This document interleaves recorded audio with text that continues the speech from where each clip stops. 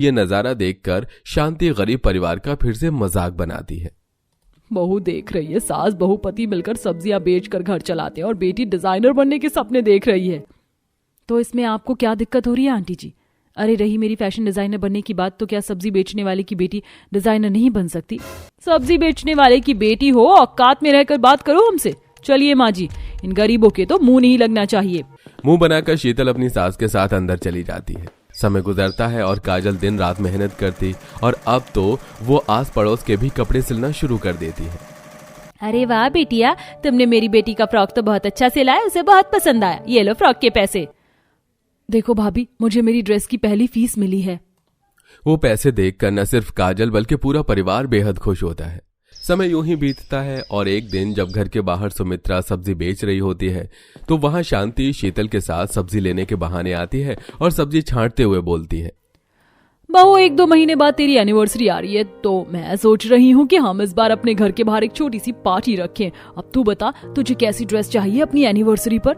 माँ जी, ये भी कोई पूछने वाली बात है? जब आप मुझे हनीमून का पैकेज दे सकती हैं तो मुझे पूरा यकीन है आप पर कि आप मेरी एनिवर्सरी ड्रेस किसी फेमस डिजाइनर से ही डिजाइन करवाओगी। मेरी बहू को मुझ पर कितना विश्वास है। वैसे सुमित्रा, तेरे बेटे बहू की भी तो एनिवर्सरी आ रही है, तू क्या देगी अपनी बहू को? वैसे तो जैसी सब्जी बेचने वाली क्या ही दे सकती है अपनी बहू को।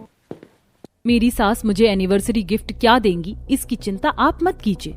आंटी जी, सब्जी लेने आई है, सब्जी लीजिए।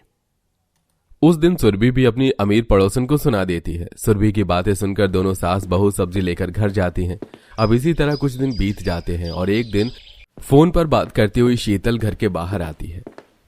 आई नो, आप बहुत बड़े डिजाइनर हैं, आपके पास एक्टर्स की ड्रेस के ऑर्डर आते हैं, पर हम भी कोई सब्जी बेचने वाली मामूली इंसान नहीं है। 10 तारीख को मेरी एनिवर्सरी है, मेरी ड्रेस एक दिन पहले आ जानी चाहिए टाइम पर।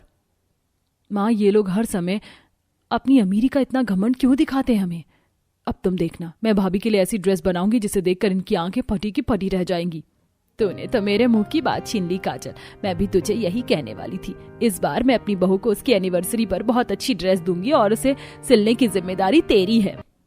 इस तरह अब काजल घर बैठकर सिलाई करती है और कुछ पैसे जोड़ती है और अपनी माँ के साथ बाजार जाकर सस्ते कपड़े लेकर आती है और घर में ही सिलाई करती है, जिसमें सास की कभी कभी इस ड्रेस को सजाने में मदद करती है। बेटा, ये बहुत स्पेशल ड्रेस है, इसे अच्छा बनाने के लिए हमें और मेहनत करनी पड़ेगी।